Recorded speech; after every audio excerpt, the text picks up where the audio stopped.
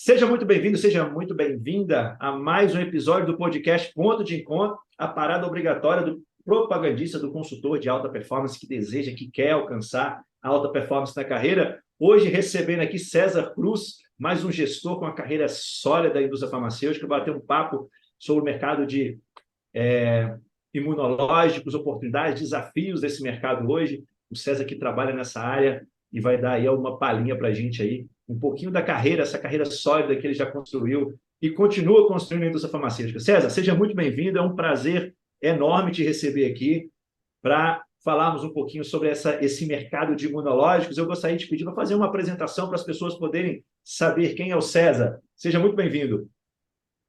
Obrigado, Elber. Obrigado, pessoal.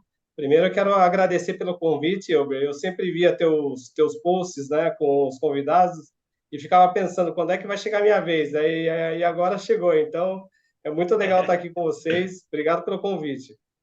Antes de falar de mim, pessoal, eu queria fazer uma declaração, né? Tudo que for dito aqui por mim é minha opinião, né? Então, eu quero dizer Legal. que não expressa o pensamento ou a opinião das empresas que eu trabalhei e expressam, sim, a forma como eu penso e, enfim, né? E minha opinião de uma maneira geral.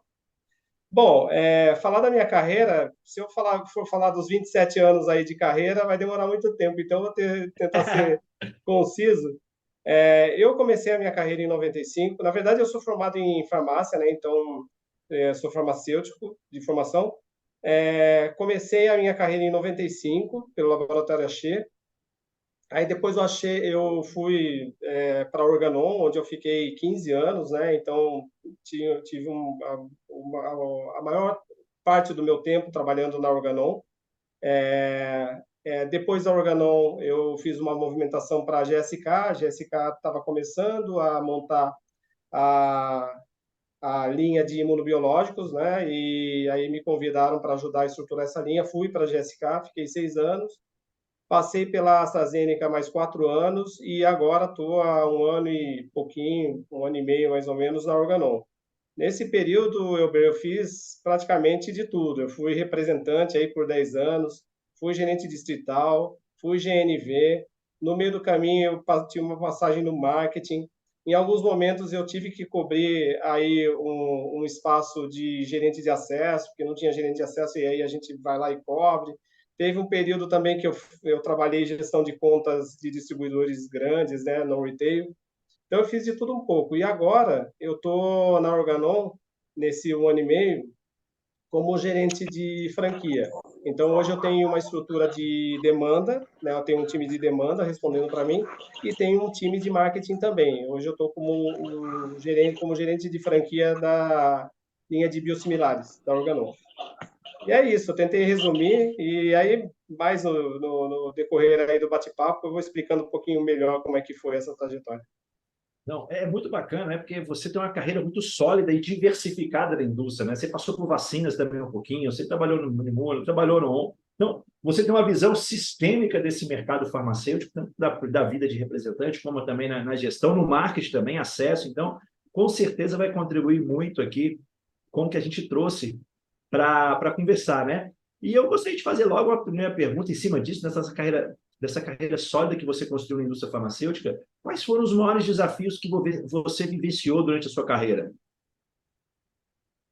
Olha, os desafios são muitos, né? Primeiro a gente tem como representante, a gente tem o desafio da cota, né? Então, aquela cota que só cresce, né? E sempre foi assim, sempre vai ser assim. Mas brincadeiras à parte, os desafios são muitos, né? Toda função, eu digo que toda função ela tem os seus desafios. Não existe desafio mais fácil ou mais difícil. Os desafios eles são inerentes àquele cargo e eles têm a complexidade que compete àquele cargo. Então, não existe desafio fácil. Todos eles da sua dentro da sua particularidade, ela representa um desafio importante. Mas eu digo que as transições elas são sempre mais desafiadoras, né? E eu me lembro que quando eu saí de representante para a GD, eu estava conversando com o meu regional, né? E aí eu falei assim, poxa, Marcelo, eu não sei se eu estou preparado para assumir essa função. Eu quero muito, mas eu não sei se eu estou preparado. E ele disse, você está certo. Né? A gente, quando muda de função, a gente nunca está preparado. Porque a gente vai realmente aprender o que é aquela função, quando a gente estiver sentado na cadeira. Então, essa é a primeira mensagem que eu deixo para todo mundo, né? A gente, às vezes, pode não se sentir preparado, e que é uma verdade, mas o importante é a gente querer. Acho que esse é o começo de tudo. É aquilo que você quer, aquilo que você almeja, vai, claro, atrás de informação, vai atrás de preparação, mas a gente nunca vai se sentir 100% preparado. O que a gente precisa é de coragem, vontade e coragem para sentar na cadeira. Então, esses momentos de transição, Elber, eles sempre são mais desafiadores. E ele traz o desafio também da velocidade, né? Então, eu vejo muita gente, e não tô, aqui não é julgamento, né, tal, mas eu vejo muita gente que tem alguma dificuldade em relação à velocidade, né? Então, quando a gente senta na cadeira, a gente precisa buscar apoio de colega, buscar a visão de pessoas de fora, pessoas que tenham essa vivência para acelerar o processo de aprendizado. Isso é muito importante, porque senão é um sofrimento. Você senta na cadeira, aquela cadeira que você desejou um tempão, que você almejou, e aí você começa a ter algumas frustrações. Não consigo fazer isso, não consigo fazer aquilo na velocidade que eu preciso. Então, isso é realmente um desafio. O importante é a gente... O problema não é não saber fazer determinada coisa. O problema é você não saber e você não procurar ajuda. Essa é a segunda dica. Então, sentou na cadeira, como é que eu faço para acelerar essa velocidade, esse nível de aprendizado? Procurando pessoas que conheço, pessoas que possam dar bons conselhos. Acho que esse é o caminho. Então, de uma maneira geral, é isso. Para mim, os momentos mais desafiadores aliás, são os mais desafiadores e são os mais gostosos, né? Que é aquela hora que você tem aquele gostinho da conquista. Eu queria muito tal coisa e agora consegui. Então, tem o gostinho da conquista, tem aquela ânsia, né, de querer fazer as coisas, tal, que é muito gostoso, aquele friozinho na barriga bom, né, de sentir. Mas tem esse desafio que eu acabei de falar para vocês. E é o que você falou, né? Nós, profissionais de vendas, a gente quer entregar o resultado, né? E quando a gente assume, principalmente, é mostrar que a gente está à altura daquele desafio. Que a pessoa que confiou na gente, fala assim, cara, valeu a confiança no César, valeu a confiança no Elber naquela posição, porque ele entregou o resultado. E não tem jeito, a preparação, a gente, por mais que a gente se prepare, quando senta na cadeira que você fala, dá aquele friozinho na barriga que você fala, agora não tem jeito mais. Eu tenho que encarar de roubar o boi aqui pelo chifre e entregar o resultado, porque agora é minha nova posição, né? Não tem como fugir disso mais. Exatamente, Elber. E aí, eu vou começar a citar, cara, assim, eu gosto muito de ler, sabe? Eu leio muito, muito, muito. E aí, eu vou começar a citar aqui alguns livros e alguns autores que eu gosto. Mas, por exemplo, a Brené Brown, ela fala muito, né, da questão de você admitir algumas coisas, né, de você demonstrar vulnerabilidade. Isso é super importante, principalmente nos momentos de transição. Não adianta a gente querer ser o fortão, para não falar outra coisa. Não adianta a gente querer ser o poderoso. A gente tem que assumir as nossas vulnerabilidades e pedir ajuda. Isso acelera muito o processo de aprendizado. Então, eu admiro muito quem está aqui, Elber, hoje contigo, né, fazendo esse processo de mentoria aí, que eu sei que é um trabalho super legal, porque isso é demonstrar vulnerabilidade e isso é demonstrar vontade de aprender. E aí a recompensa vem lá na frente, pessoal. Não tem mágica. A recompensa, ela sempre vem. Ela pode, às vezes, demorar um pouquinho, né? Para alguns demora menos, para outros demora um pouco mais, mas a recompensa vem. Isso é super importante, você entender e reconhecer as fraquezas. Claro, a gente precisa trabalhar essas fraquezas da gente, né? Porque elas vão impactar a nossa performance de alguma maneira. Então, eu preciso entender o momento em que ela tentar antecipar, né? Eu não vou conseguir prever tudo, mas eu tenho que tentar antecipar alguns pontos para me ajudar nesse processo de desenvolvimento. E o nosso cérebro ele tem uma tendência a lutar contra a mudança, né? Então a gente quer a mudança, mas quando a gente senta na cadeira da mudança, a gente fica um pouco inquieto, porque muda completamente. Eu, quando fui promovido a gestor também, eu lembro que foi bem desafiador. Eu sou um cara muito competitivo e eu tinha uma performance muito bacana como propagandista. E quando eu fui assumir o pior distrito que tinha naquela linha, e aquilo me doeu, porque ser acostumado a estar na primeiro lugar na regional, em alguns produtos, primeiro lugar Brasil, tem uma performance reconhecida, e você está ocupando o último lugar, cara, aquilo ali me incomodava de tal maneira que eu falei, cara, vou ter que me trabalhar mais do que eu tinha planejado, vou ter que me esforçar mais do que eu tinha planejado, porque senão eu não vou conseguir entregar o resultado. E foi desafiador, mas o aprendizado que eu tive naquele momento foi fantástico. E esse ponto que você falou, César, eu acho que ele é muito importante, que por mais que a gente se prepare, quando a gente senta na cadeira, é que a gente vê realmente o nível da exigência. Porque a gente antes tem uma pré-concepção do que é, né? Mas quando a gente senta na cadeira, é que a gente vê o peso dela. E nesses momentos a inteligência emocional faz muita diferença para você Muito. saber lidar com essas emoções e saber que você tem essa vulnerabilidade que você falou, né? A Brené Brown fala muito bem sobre isso, o poder da vulnerabilidade, o quanto que ela vai impactar a nossa carreira e o quanto que a vulnerabilidade aproxima as pessoas, até mesmo no aspecto de ajuda. Quando você se coloca numa posição vulnerável, as pessoas têm uma tendência maior de querer. Lógico que em algum momento você tem que tomar decisão, e se você deixar uma vulnerabilidade ou uma insegurança ali, vai complicar a coisa. Mas no sentido certo, como você falou, eu acho que é muito importante. E eu já quero complementar com uma outra pergunta para você. Quais são os comportamentos e habilidades que você considera como essenciais para um profissional ter sucesso na indústria farmacêutica? Até mesmo para lidar com essas mudanças, como você já trouxe aí, né? Quais são essas habilidades e comportamentos que você poderia citar para a gente? Bom, Elber, eu vou, para começar a falar disso aí, eu trouxe um chavão, tá? Todo mundo aqui conhece o chá, né? Conhecimento, habilidade e atitude. E eu acho que ele exemplifica bem, né, o primeiro comportamento, né, que dentro do chá, o que eu acredito muito assim, que habilidade e conhecimento a gente treina, a gente adquire, né? Atitude não. Atitude é individual e depende exclusivamente de você. Então eu diria que para você que o primeiro comportamento, a coisa mais importante é a atitude. É você ter vontade e sair do lugar, porque só ter vontade também não é suficiente. A atitude de estudo, e inclusive diz o que eu acabei de comentar, qual é a velocidade que a pessoa vai ter para ter o aprendizado que ela precisa. Então, eu começaria com atitude. É claro que o conhecimento é super importante, você saber onde você vai pisar, né? Qual é o cenário, qual é o terreno que você vai pisar naquela função nova.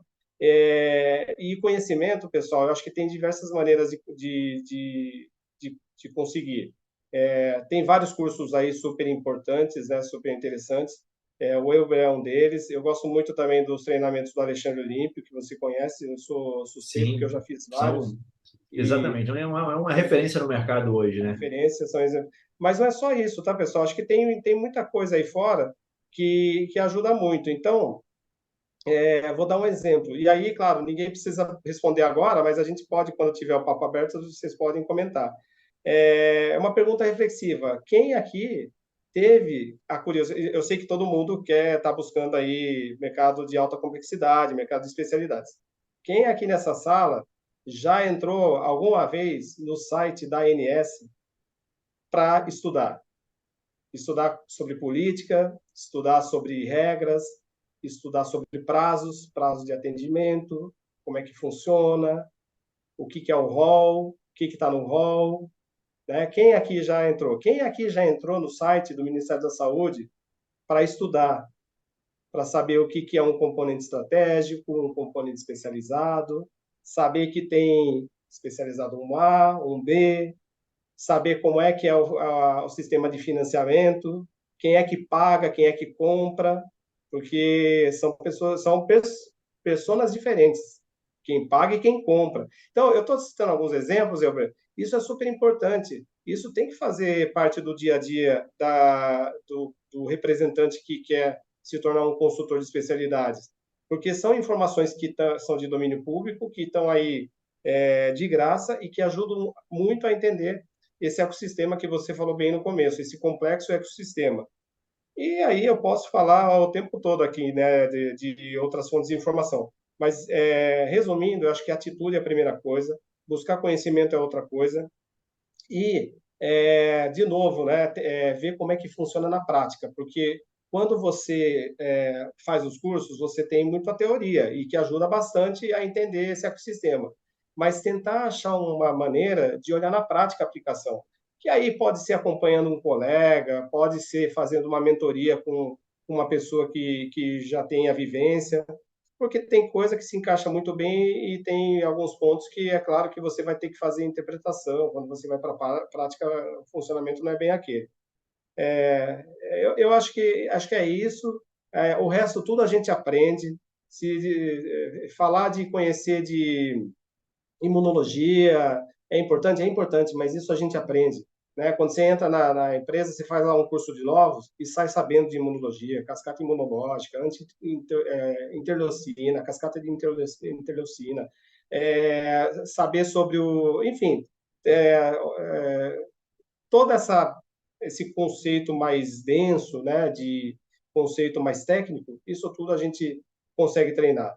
As coisas que a gente não consegue treinar são aqueles comportamentos inerentes do profissional, da pessoa. Esses dependem exclusivamente de cada um. Isso que você falou de buscar o conhecimento é extremamente importante, e quem assiste, quem acompanha o podcast, sabe que é recorrente as pessoas falarem sobre isso, de buscar esse conhecimento.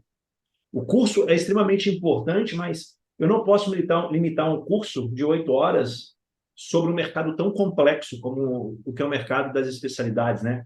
De alta complexidade. Então, a pessoa precisa revisitar e revisitar, principalmente porque esses conceitos não estão no dia a dia hoje da carreira dela. Então, esse profissional que quer migrar, se ele fizer um curso e deixar aquele curso e se concentrar somente naquele certificado para postar no LinkedIn, ou para colocar na parede, ou para incluir no currículo, não vai adiantar muita coisa.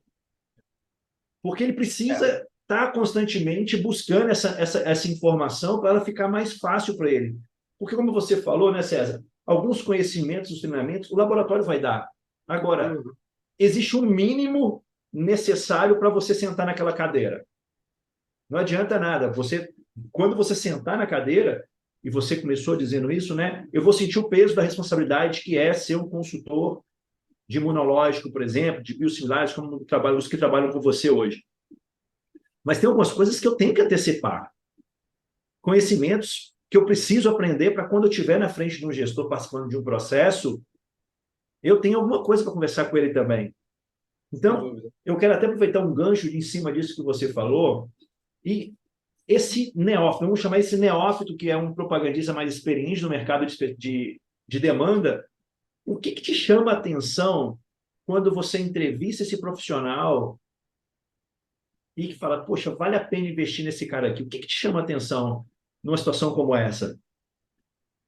Boa pergunta. Eu acho que vai muito. Bom, primeiro, quando eu vou falar de mim, óbvio, né?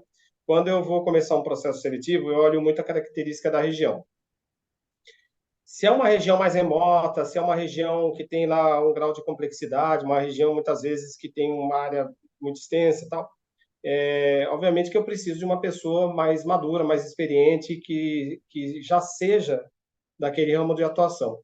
E aí a gente olha muito mais a parte técnica, o quanto ele conhece, a gente discute carteira de clientes. E aí clientes eu estou falando tanto o HCP, tá, pessoal, o médico, né, de visitação, tá, o prescritor, quanto o cliente conta, um hospital, uma clínica um centro de terapia assistida, tal. Então, isso é super importante. A gente acaba colocando um peso um pouco maior na parte técnica do que em outras coisas, porque o território exige. Quando a gente vê que é um território onde não tem esse nível de exigência, muitas vezes é um território que já tá desenvolvido, ou é um território onde eu já tenho outros representantes que podem, ou consultores que podem dar suporte para aquela pessoa, aí você começa a olhar outras coisas. Então, eu vou dar um exemplo. Eu acabei de contratar 3 pessoas, e 3 pessoas do mercado retail. Não, uma delas não. Uma delas tinha uma passagem como gerente comercial, então ele é mais experiente. Mas 2 delas vieram do mercado retail. Por quê? Porque ali eu queria muito comportamento, eu queria pessoas com uma visão diferente. Porque também não é verdade, pessoal, que a pessoa, o consultor, ou melhor, o representante do retail, essa pessoa, ela traz também uma bagagem interessante. Ela traz um olhar diferente. Ela faz perguntas que pessoas que estão ali com aquele olhar viciado não fazem mais. Aliás, esse é um outro ponto que eu ia dizer, sabe, Elber? Outro ponto importante, super importante para um consultor, é nunca perder a curiosidade. Nunca deixar de fazer perguntas. Para mim é fundamental. E aí é para todo mundo. É para o gestor direto, é numa reunião fazer pergunta para o cara que está lá apresentando, é fazer a pergunta para o médico que está visitando. Essa curiosidade é o que movimenta. Movimenta, é, acelera a curva de aprendizado e movimenta o negócio, né? Porque o interlocutor ele vai ver que você está realmente interessado ali na, nas questões dele, e não nas suas questões, né? Não está só olhando para o próprio umbigo. Mas, então, essas coisas eu olho. Então, eu estava dizendo, trouxe o exemplo aí de duas pessoas que eram os neófitos, né, na especialidade, mas que traziam algumas coisas que eram super legais. Então, traziam essa curiosidade, traziam esse olhar diferente, trouxeram experiências de outros mercados que eu falei, poxa, por que não? Né? Por que não desafiar o mercado onde eu estou, trazendo esse modelo de trabalho? Sabe? Então, isso é super importante. É fundamental que vocês sejam vocês mesmos, né? Que vocês tragam aquela experiência que vocês realmente viveram. Mas quando eu vou contratar uma pessoa, eu faço essa dobradinha. Eu olho característica de território, necessidade de território, e eu olho muito, de novo, eu olho muito mais o lado comportamental desse representante. Porque, como eu te falei, se ele tiver essa característica de curiosidade, de rápido aprendizado, o resto a gente consegue construir. Eu posso dar um curso de novos, ele aprende sobre as questões técnicas, aprende sobre produto, sobre doença. Eu posso fazer lá 3, 4 dias acompanhados de campo e aí mostrar para essa pessoa como é que funciona o mercado. Então, a pessoa aprende rápido. Eu gosto muito de olhar o lado comportamental acima de tudo, Elber. O comportamental define muita coisa, né? E como você falou, o aprendizado, a pessoa que quer aprender, ela vai atrás do conhecimento e você consegue repassar para ela. E Sem dúvida. uma das coisas que eu mais ouço aqui é que um profissional, um consultor, a primeira coisa que ele tem que desejar muito é o conhecimento. Porque ele vai ter que ter um nível de conhecimento muito mais profundo na interação que ele tem com o médico, né? Então não adianta. E o desejo de aprender contínuo, porque a todo momento vão surgir novas oportunidades, novos medicamentos, que ele precisa estar preparado também para absorver rapidamente, adaptar rapidamente essa nova rotina para poder levar a solução também para a classe médica, né? Então é muito interessante você estar falando isso aí, porque eu ouço muito, ô César, as pessoas falam assim, mas mercado de especialidades, mercado não reteio, só contrata profissionais que já têm experiência. Mas como que eu vou contratar só quem tem experiência se o número de vagas hoje, muitas vezes, é maior do que o número de consultores que eu tenho disponíveis com experiência? A conta não fecha. Não fecha. Então, precisa de gente nova para Esse, oxigenar o mercado. Elber, e acho que tem uma outra questão, sabe? Eu acho que eu concordo 100% com o que você acabou de dizer. E tem uma outra questão. Eu vou citar um exemplo que eu vivi numa empresa, não eu vou evitar citar nomes, tal, mas eu vivi numa empresa onde eu precisava construir um time do zero. Eu estava recebendo um imunobiológico que já estava no mercado, e aí ele estava vindo para a gente, e eu precisava construir um time do zero. E aí, qual foi a minha estratégia? 60% do time eu, eu recrutei de internos, pessoas que eram de outras linhas e que tinham vontade de trabalhar em mercado de non-retail. Então, 60% veio de pessoas internas. E aí, as outras 40% eu contratei do mercado. Aí, qual é a finalidade disso? Então, eu trago gente experiente do mercado, que vai trazer conhecimento de doença, vai trazer conhecimento de como trabalhar aquele produto, vai trazer carteira de clientes para a gente ganhar agilidade, vai saber quem são os líderes de opinião para a gente também ganhar tempo nessas questões. Mas eu tenho pessoas de alto potencial e que provavelmente vão ter uma curva rápida de aprendizado, porque a gente já conhece, está vendo ali, acompanhando há bastante tempo dentro da empresa, pessoas que vão ajudar no engajamento dos novos, compartilhando cultura, explicando processos. Então, a gente ganha dos dois lados. Eu tenho as pessoas que ajudam pelo lado da empresa e tenho as pessoas que trazem um conhecimento de fora que vai ser importante para a gente. Esse casamento, para mim, é o casamento perfeito. Então, vem muito ao encontro do que você acabou de falar. Né? Isso é mito, né? De que eu ouvi muito falar disso também. Ah, mas quando abre uma vaga, aí é muita indicação, só entra gente que tem experiência e tal. Não é verdade. Eu acabei de contratar, das 3 pessoas, eu contratei 2 de mercado retail.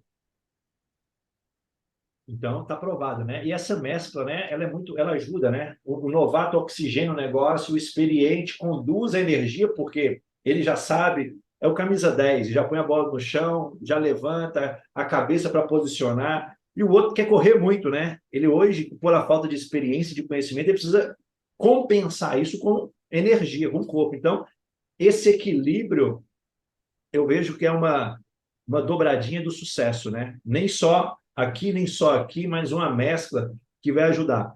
E eu queria que você falasse um pouquinho agora, ô César, porque muitas pessoas não sabem, né? E você, como está no mercado de biosimilares hoje, eu queria que você falasse o que são e quais são as vantagens do biosimilares hoje, para as pessoas poderem entender de uma maneira geral, principalmente esse profissional do mercado retail que quer migrar para o mercado de especialidades. Ah, legal. Bom, os biosimilares, e aí a gente conversou, né, numa outra oportunidade, os biosimilares, eles estão dentro da área de imunologia, não é uma área à parte. Então, a imunologia ela é muito ampla, né? Hoje em dia, eu trabalho na imunologia tem, acho que mais de 15 anos, seguramente. Mas eu me lembro, né, de lá atrás, que aí, quando você falava em imunologia, você lembrava o quê? De reumatologia, né, de doenças reumáticas, né, que era onde estava concentrada a maioria dos medicamentos imunobiológicos. Hoje não, hoje você tem imunobiológico para asma grave, você na pneumologia, você tem no osteometabolismo, denosumab, tratar osteoporose, hoje você tem para enxaqueca, você tem na oncologia, né, a imuno-onco expandiu demais. Você tem na dermatite atópica, né, doenças de pele. Então, você tem uma gama muito grande hoje de imunobiológicos. A imunologia ela é muito ampla. E os biosimilares, eles estão inseridos nesse segmento. E de que forma? São medicamentos que perderam a patente e que outros laboratórios desenvolveram moléculas similares. E uma coisa que eu sempre digo, e de novo, não tem julgamento, tá, pessoal? Não estou dizendo que isso é bom, que isso é ruim, é melhor ou pior. Mas tem muita confusão em relação aos genéricos, aos medicamentos genéricos. Os genéricos, ele cumpre seu papel, mas é uma molécula sintética, né, que tem um nível de exigência menor do que tem para os biosimilares. Por quê? Porque os biosimilares eles são produzidos a partir de células vivas, células animais, muitas vezes de camundongo, de enfim, de outros animais, e células humanas também. Hoje a gente tem imunobiológicos que partem de células 100% humanas, né? Que são, antes eram os humanizados, hoje a gente tem os humanos, tal, 100% humanos. Então, é claro que o nível de exigência é muito maior e aí as agências reguladoras, elas exigem que seja apresentado estudos comparativos, né? Que não acontece com outros tipos de medicamentos. Então, o biosimilar é isso. E aí, qual é a vantagem? Por que o biosimilar tem um custo mais baixo? Porque o biosimilar, uma vez que você comprove que a molécula ela tem o mesmo desenho da originadora ou da referência, você parte do princípio que ela tem a mesma função. E aí você faz um estudo só comparativo. A partir do momento que você comprova segurança e eficácia comparado com referência, existe a extrapolação. Então, eu não preciso fazer como o originador ou referência fazia, um estudo para artrite reumatoide, um para espondiloartrite, um para artrite psoriásica. Não. Se eu fizer um e comprovar a eficácia e segurança da artrite reumatoide, eu faço o que é chamado de extrapolação. Eu extrapolo eu assumo que a eficácia será a mesma nas outras indicações, já que o originador ou referência tem essas indicações. Então, isso barateia. E por que que isso é bom? Porque o preço chega reduzido e a gente amplia acesso. E aí eu vou contar para você uma história, Uber. Talvez algumas pessoas tenham assistido, né? Não sei, mas há uns anos atrás eu participei de um bate-papo igual a esse com o Alexandre Olímpio. E eu lembro que naquela época ele me fez essa pergunta: "Ô, César, o que que você pensa dos biosimilares?" E eu dei uma opinião contrária. Eu falei assim: olha, eu acho que os biosimilares vai demorar para pegar, né? Porque por causa do custo, eles não estão chegando com um custo compatível, né? Eles estão chegando com o mesmo custo do originador, então isso vai demorar tal. Cara, na verdade tinha sentido, porque se você pegar os primeiros biosimilares, vocês vão ver, e até hoje, tá? Vocês vão ver que o preço lista ele é exatamente igual à referência, né? E aí depois veio a segunda onda, a terceira onda com um preço super reduzido. E então eu paguei a língua, né? Lá atrás eu achei que ia demorar tal, e acabou que em menos de 3 anos, aí 4 anos, veio aí a segunda onda e está acelerando a adesão. Isso é super importante, Elber, porque quando você gera uma economia para o sistema de saúde, e aí tanto faz, público ou privado, né? Quando você gera uma economia, você ajuda na sustentabilidade do sistema, porque o pote de dinheiro é o mesmo. Então, quando É. você só aumenta o número de moléculas e as moléculas elas vêm cada vez mais caro, e de novo, acho que tem um motivo, tem lá a despesa que as pessoas tiveram com pesquisa e tal, que justifica, né, que o preço seja mais alto, mas chega uma hora que o sistema fica insustentável. Qual é a fórmula? A fórmula é você procurar alguns lugares onde economizar. E esse é um lugar importante. Eu ofereço uma molécula equivalente que trata da mesma forma, que é segura, que é eficaz, e eu trago economia. E esse dinheiro ele pode ser investido em outras áreas, inclusive trazendo moléculas mais evoluídas, mais inovadoras, etc. Então, basicamente, o conceito do biosimilar é esse: é você trazer sustentabilidade para o sistema de saúde. Você ajudar o gestor a encontrar caminhos para assistir melhor o paciente daquela operadora de saúde ou mesmo do SUS.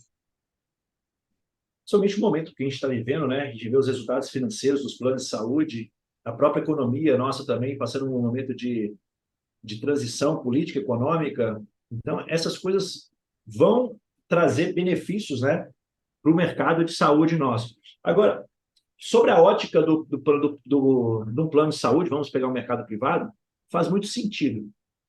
Redução de custo para investir em outras coisas. Agora, um médico que está no operador de saúde, ele tem alguma restrição, alguma resistência a esses medicamentos? É mais desafiador você estar apresentando esses medicamentos para o médico, fazer a opção por ele? Como que é essa situação sobre a ótica do médico ali que está prestando o serviço ali para aquele paciente? Legal, Elber. Bom, eu primeiro não posso generalizar, tá? Mas de uma maneira geral, a gente tem alguns médicos que muitas vezes ficam resistentes a experimentar os biosimilares, mas é por falta de conhecimento. Os biosimilares, eles são relativamente novos, né? Então, eles começaram em 2015, né? 2015 foi lançado o primeiro e ele ficou muito tempo sozinho. Aí o segundo veio, acho que uns 3 anos depois, e aí depois veio foi há 2 anos para cá que a gente teve realmente uma avalanche. Mas antes desse período, as coisas aconteceram de uma forma muito devagar, né? E aí, é claro, também com um modelo de negócio um pouco diferente, então as empresas vieram com uma característica mais comercial, né? Então, trabalhando mais as operadoras de saúde e menos o prescritor. Então, tudo isso teve impacto. O prescritor recebeu menos informação, claro que ele vai ter mais dúvidas, é claro que o nível de confiança dele vai ser mais baixo. Então, isso é algo que a gente vem trabalhando. Hoje, e aí, de novo, é uma opinião muito minha, né? Hoje, na Organon, eu consegui implementar um modelo de trabalho que eu acredito. É um modelo onde eu chego na conta com alguns argumentos que fazem sentido para a conta, mas eu não deixo de lado o prescritor. Então, eu estou lá, eu estou visitando o prescritor, eu estou levando o conceito, estou levando material técnico, científico, eu produzo material, Elber, não é... recebi hoje, né, duas separatas que a gente produziu, né? Então, lógico, a gente pega fontes importantes e tal, mas a gente produz material técnico científico para levar para discutir com esses médicos. E qual é o objetivo? Gerar essa confiança, fazer com que o médico confie, acredite no biosimilar da mesma forma como ele acredita no originador. Então, esse é um trabalho, é um caminho mais longo? É um caminho mais difícil? Mas eu acho que é um caminho sustentável, né? Porque se eu vou direto, se eu pego esse caminho exclusivamente comercial e trabalho só as contas, é, eu deixo um lado descoberto. E aí eu acredito que o negócio não, no médio prazo, ele não será sustentável, porque eu vou ter pessoas ali trabalhando contra. Eu não sei se o termo é exatamente esse, tá, Elber? Não diria trabalhando Não, mas contra, faz mas muito sentido o que você está falando. Vai ter eu uma não tenho pessoas resistência engajadas, maior. sabe? Ela vai ter uma resistência Exatamente. maior. Não é que ela Então, não quer que o negócio entre, mas a desconfiança traz nela uma dúvida de optar por aquilo ali e que é natural. O medo, né? A gente estava falando no início da conversa aqui, você trouxe. Quando a gente senta na cadeira, a coisa começa a falar. É a mesma coisa. A transição para esse médico, ele tem confiança nesse produto porque ele já teve uma experiência positiva e aqui ele não teve, então é natural. Não é uhum, porque ele é uma má pessoa, porque ele está sendo impulsionado, influenciado. Não. Ele tem receios por não conhecer. E aí uhum. entra a importância do consultor realmente fazer um trabalho diferenciado ali, né? Como você falou, de fazer perguntas para entender qual que é a dificuldade de entender. E você trazendo essas separadas, apresentar tudo isso, né? Faz muito sentido. Apesar de eu não ter experiência, mas no aspecto comportamental da mudança do hábito de opção da prescrição daquele médico. Sem dúvida nenhuma, né? E está presente, né? Então, a gente participou nossa, a gente participou de muito evento ligado às sociedades esse ano, muito mesmo. Era algo que a Organon não fazia antes, né? Então, a gente começa a imprimir um trabalho que engaja todas as partes, né? Engaja a conta, engaja o pagador, engaja a conta, quando eu digo a conta, engaja é, o,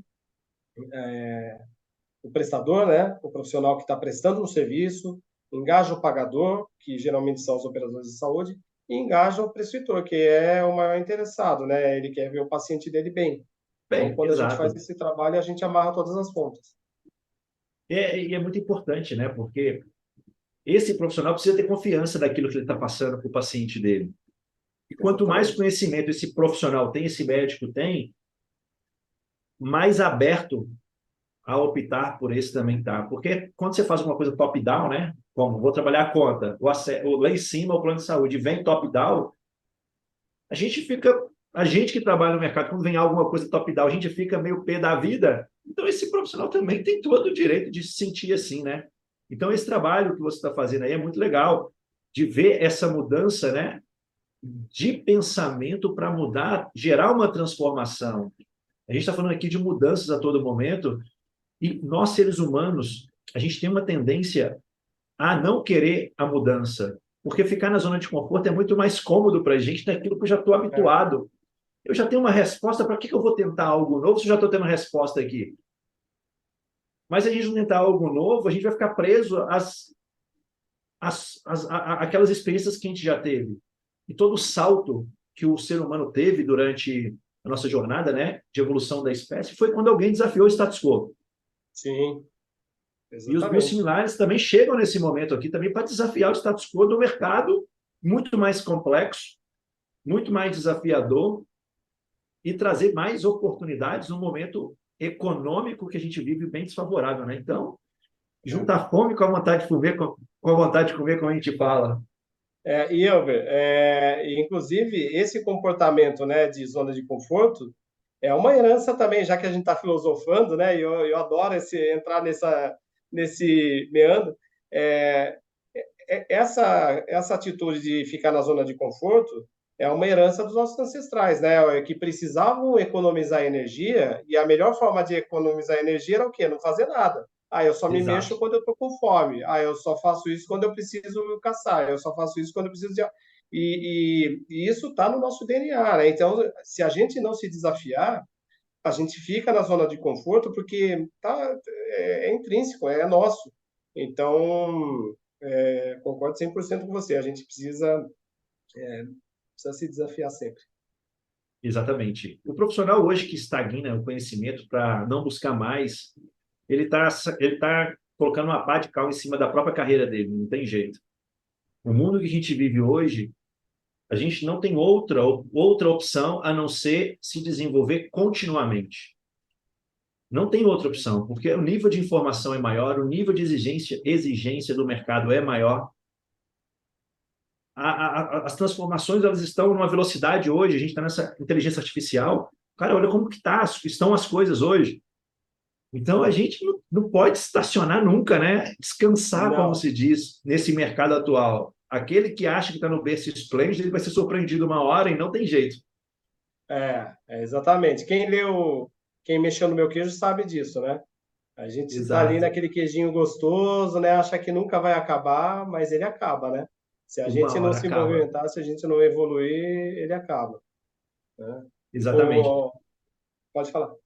Não, vou falar. Eu ia só complementar isso que você falou, porque o aprendizado, né? Ele tem uma tendência, uma coisa muito importante, porque o conhecimento é importante. Agora, a aplicabilidade do conhecimento também é fundamental, né, ô César?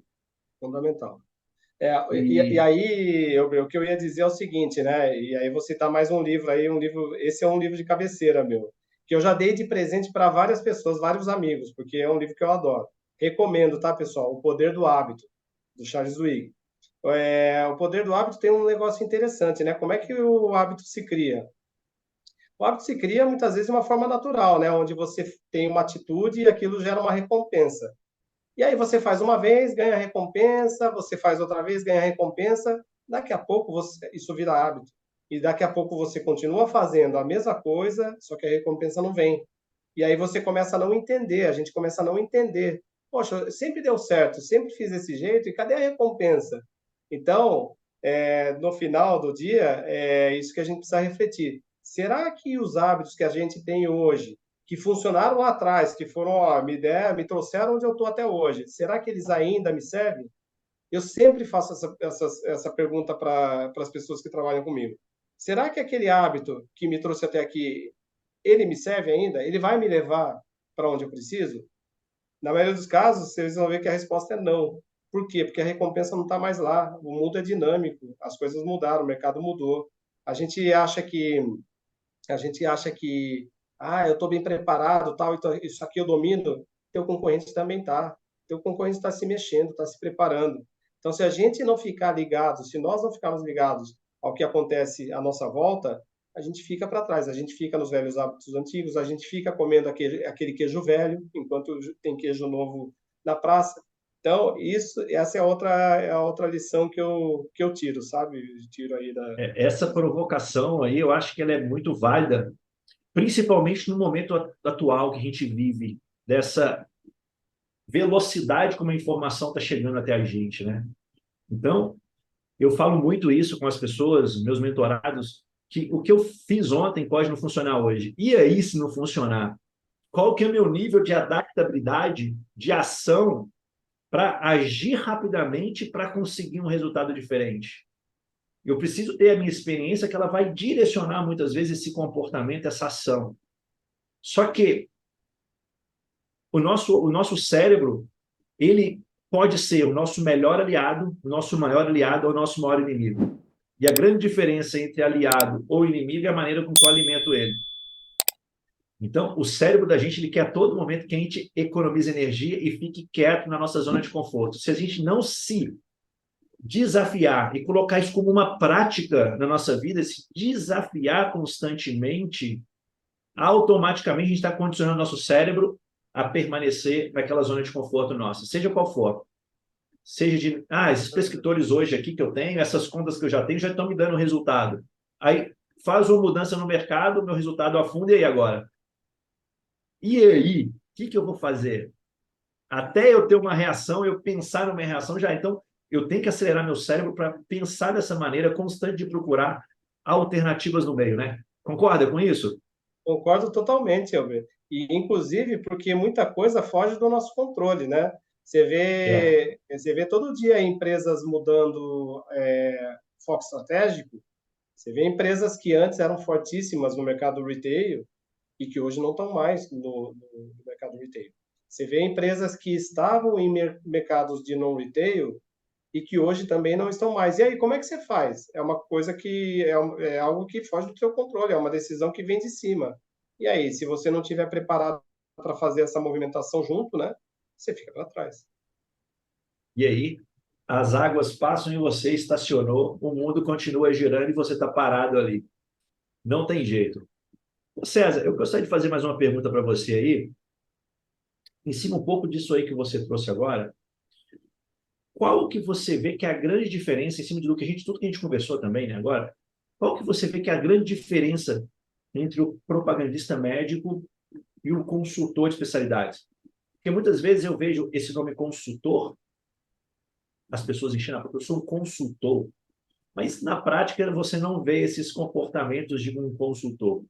Então, o que é essa grande diferença do propagandista com o consultor, na sua opinião, em cima dessa vivência sólida que você tem na indústria farmacêutica nos dois mercados? Tá, eu vou dividir essa pergunta em duas partes, tá? Primeiro, que o consultor, de novo, vou ser repetitivo, o consultor é comportamento. Eu vejo muito representante com comportamento de consultor. E é por isso que me faz às vezes optar por contratar um representante de retail, porque eu vejo ali comportamento de consultor. E aí o consultor ele tem que ser consultor na essência, né? Ele tem que trazer esses comportamentos. E uma das coisas, e aqui a gente poderia também ficar a noite inteira falando dos pontos das diferenças entre o representante e o consultor. Mas para mim, de uma forma resumida, é ter a visão sistêmica, é você ter a visão do todo, é você saber a hora que você aperta cada botão, é você saber que aquele botão existe e que momento você aperta cada botão. Então, eu vou dar um exemplo, eu sei que é um exemplo simplista, mas eu acho que cabe para vocês, para ilustrar um pouquinho aqui para vocês.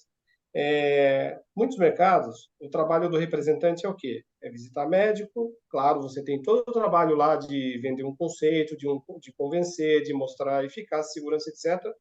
Mas é você visitar o médico e você garantir que o teu produto está disponível lá na farmácia. Todo o resto está fora do seu controle.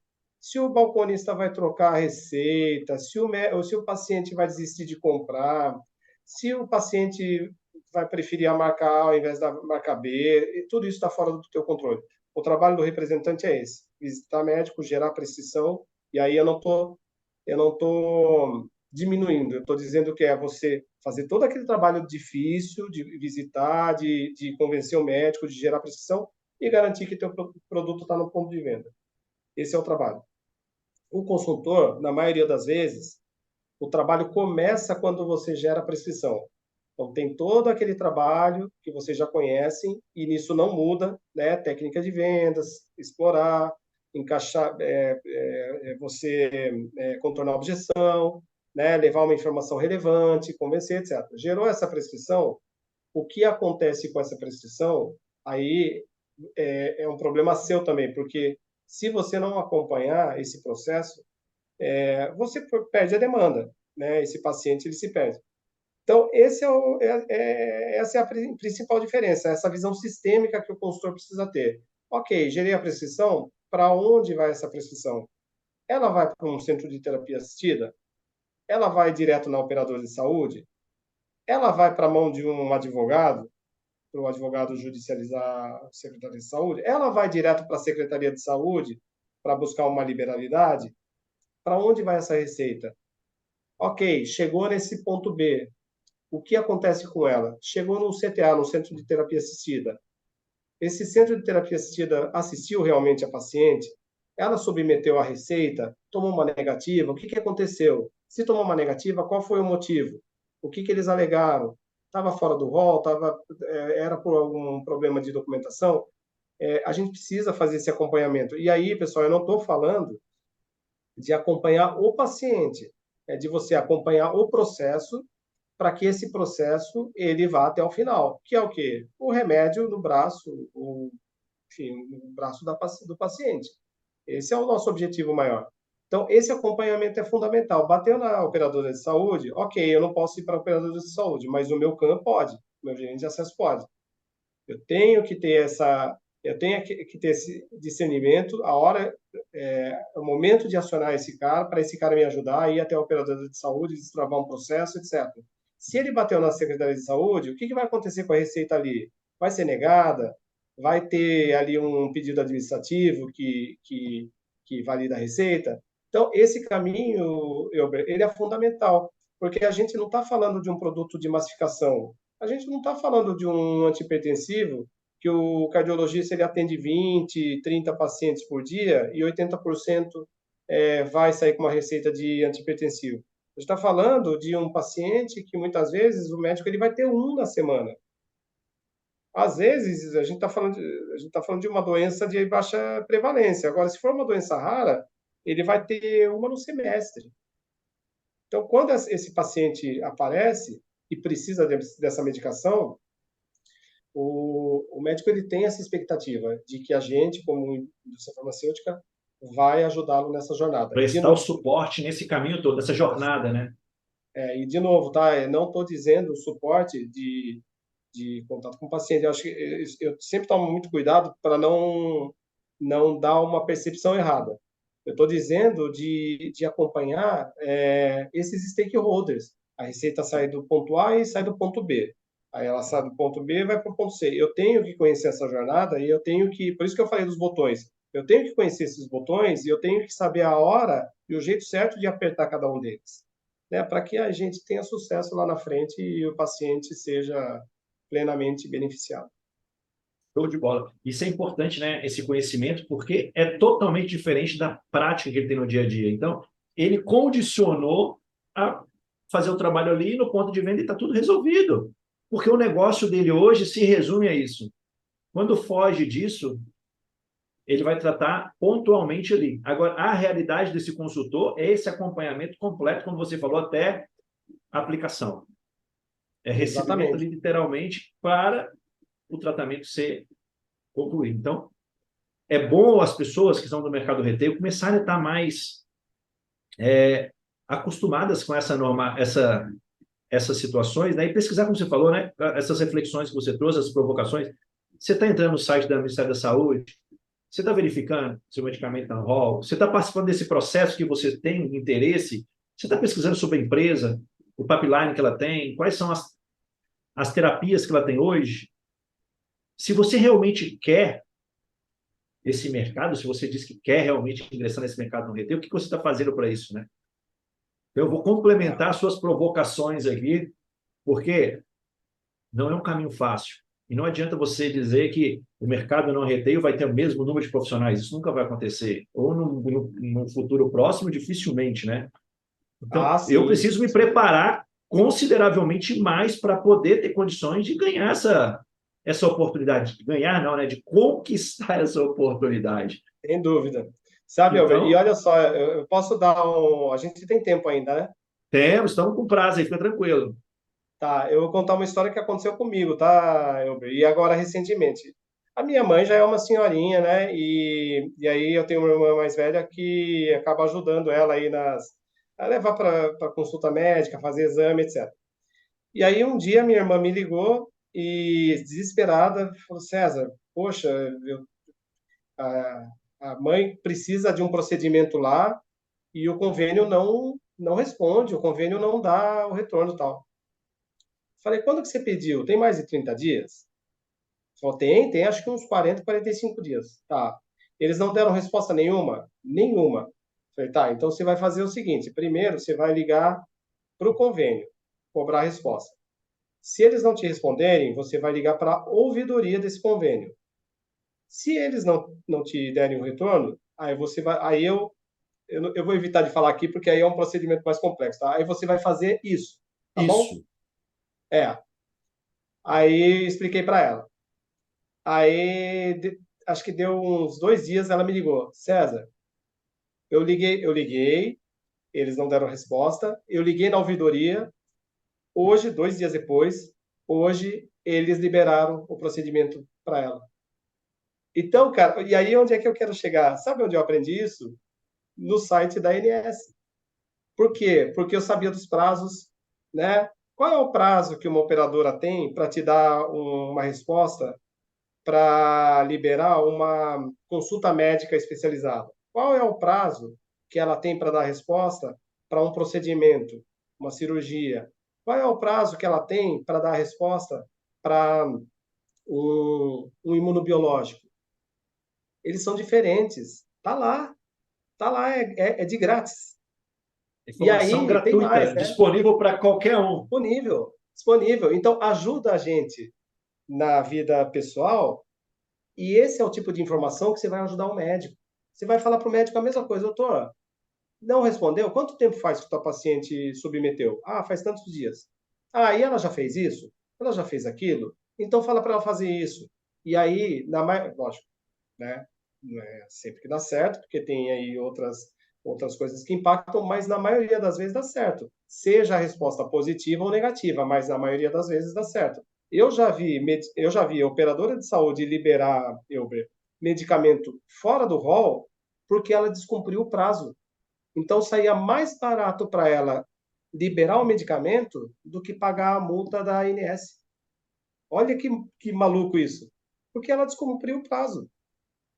Entendeu? Isso tudo, pessoal, a gente aprende, não é só na vivência, a gente aprende lendo, estudando, porque isso aconteceu comigo, esse exemplo aconteceu comigo, mas foi muito por causa da nossa orientação. A gente prestou ali e aí é a consultoria, a gente prestou uma consultoria para esse médico e que ajudou no final o paciente dele a ter acesso à medicação. É totalmente diferente. Não, doutor, isso não pode acontecer. Mas tudo bem, isso não pode acontecer. Mas qual que é a solução? Qual que é a orientação? A É isso aí. informação, como você disse, ela está disponível para qualquer um.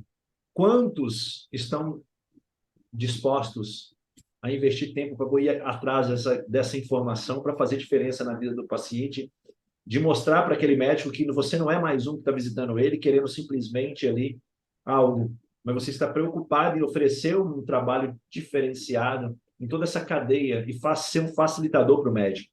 Poucos Isso é querem outro fazer ponto isso. importante, Elber. Quando você faz isso, o médico te olha diferente, ele te respeita Claro, mais. Você sai da massa, ele te percebe diferente. você ganha relevância com ele. Não tem como. Relevância. Eu costumo brincar, né, dizendo, ô César, que o grande problema hoje é que a grande maioria quer fazer o básico, mas muito mal feito. Porque se você fizesse o básico bem feito, o seu resultado estaria acontecendo. O problema é que todo mundo quer buscar atalho hoje e não fazer o que precisa ser feito. Aí você não vai ter resultados como que você pode ter. E Esse que é um aí tá grande tudo problema. bem. Você tem toda a razão. Se você está querendo colocar em xeque a sua empregabilidade, o seu nome profissional, cara, a decisão é sua e está tudo bem, causa consequência. Agora, se você quer ter um nome de um profissional diferenciado, que você quer ter uma empregabilidade em alta, que não só a sua empresa, não só o seu cliente, mas a concorrência também veja em você como um profissional diferenciado e desejado pelo mercado, você tem que fazer o que a maioria não está fazendo. É, é, Ponto é final. assim que você se diferencia, exatamente. Eu concordo totalmente com você. E com todo respeito, quem se fazer mais do mesmo tá bom para a pessoa, faz ela feliz, ok, tá tudo certo. Mas se você está buscando uma coisa diferente, um algo a mais, você tem que fazer diferente. Né? Você Não tem jeito. postou, foi hoje que você postou, né, uma frase super legal lá que é isso, como é que você quer um resultado diferente se você está fazendo sempre as mesmas Mesma coisas? coisas. Concordo Não vai vir, totalmente com né? isso. Não tem jeito. Né? Aí é cada um. Então tem. E tá tudo bem. Você é causa e consequência. Assuma as consequências daquilo. E não terceirize depois para ninguém, né? Ô César, estamos chegando na reta final aqui desse bate-papo. Já passou uma hora que a gente está conversando aqui, nem pareceu.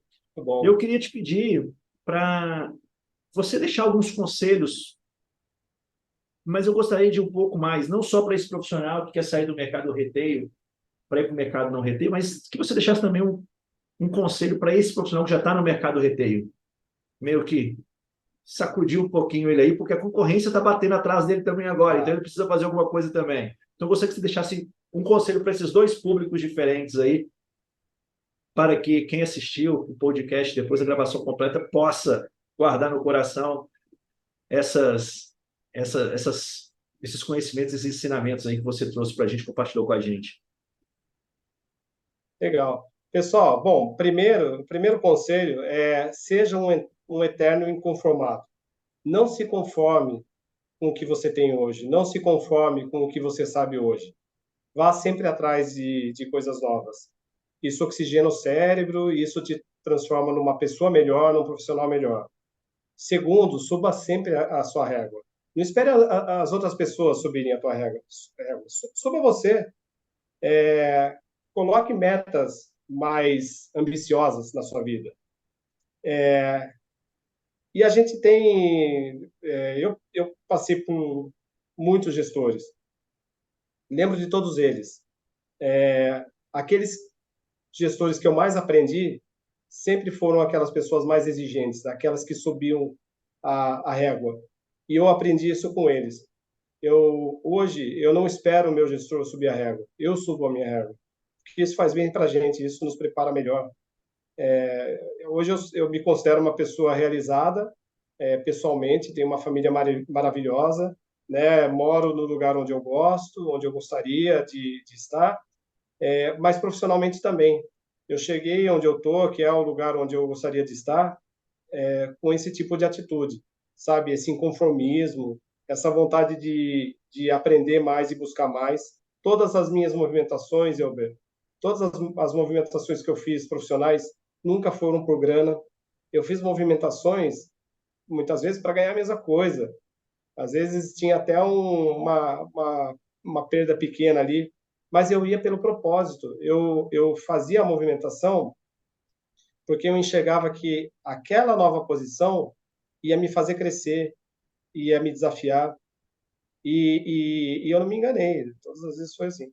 Eu tive uma gerente, na verdade ela não era minha gerente direta, e eu faço questão de falar o nome dela, a Lígia Mardireção, ela era gerente de treinamento de uma das empresas que eu trabalhei, e ela falava assim, porque às vezes, né, eu muito novo, né, tinha aquelas incertezas, conversava muito com ela foi uma excelente mentora.